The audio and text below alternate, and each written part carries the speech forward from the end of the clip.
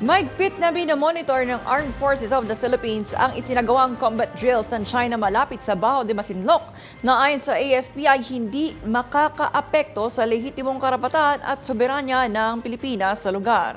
Ang buong detalye na balitang yan iatid sa atin ni Allen Ibanez.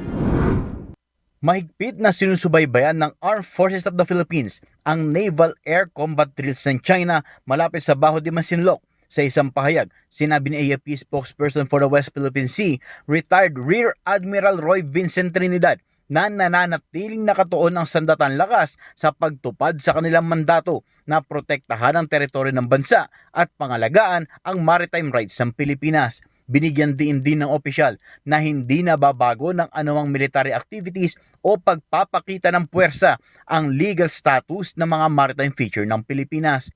Matatandang iniheg ng China na nagsagawa ito ng Joint Naval Air Training Exercise malapit sa Baho de Masinloc nitong Sabado matapos ang mga naitalang tensyon sa pagitan ng mga barko ng Pilipinas at China nitong mga nakalipas na araw.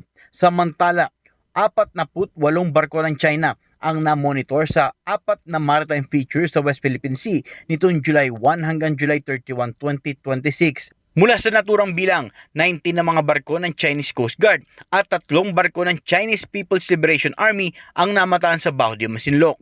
13 CCG vessels at isang PLAN vessel sa Ayungin Shoal, 5 CCG at 3 PLAN vessels sa Pag-asa Islands, 3 CCG vessels at isang PLAN vessels ang natagpuan sa Escola Shoal. Mula sa Campo Aguinaldo, ako si Allen Ibanez para sa DATV News. Maraming salamat, Allen Ibanez.